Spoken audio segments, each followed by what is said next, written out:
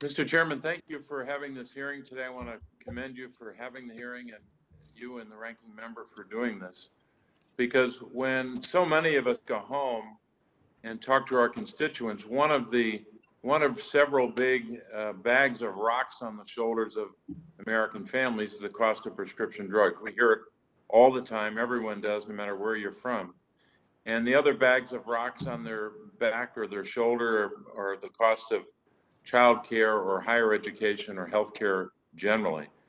So we have an obligation to act, and I've heard it from folks all across Pennsylvania. Just by way of one quick example, a constituent of mine, Barbara Sisak, she's from Rural Ridge, Pennsylvania. She testified before a committee, an aging committee hearing that Senator Collins chaired in 2019. Barbara pays as much as $500 per month for multiple medications to manage bleeding ulcers, high blood pressure, and more. So people like Barbara, so many like her across the country, expect us to take action. So I've supported, and I know this is true of a number of senators, legislation to take steps in the right direction.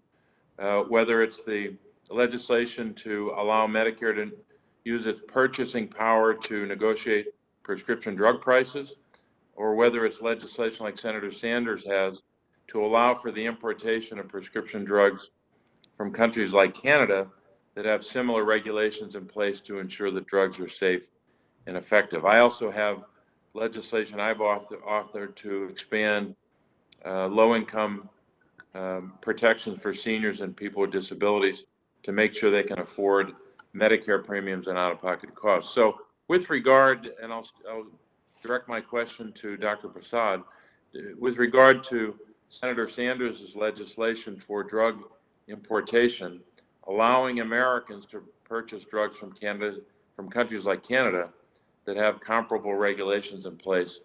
I'd ask you this simple question, Doctor. Can you tell us and give us an answer to the following question? Do you believe the prescription drugs sold in Canada are safe and effective? Thank you, Senator. Yes, they're safe and effective, and they're the type of medicines that America, the superpower, should be able to negotiate reasonable prices for.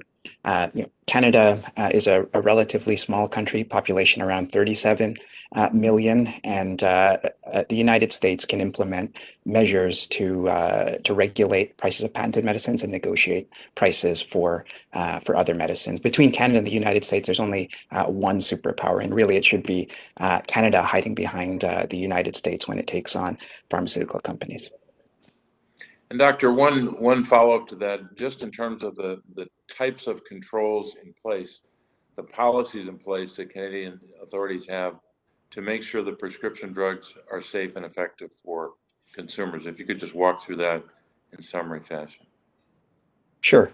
So first of all, Health Canada regulates every product here. Health Canada has the power to inspect facilities, including overseas facilities where many medications consumed in Canada are produced. Standards would be similar to countries like the United States, similar to other high-income countries like the United Kingdom and countries in Europe. Doctor, thanks very much. Thanks, Mr. Chairman.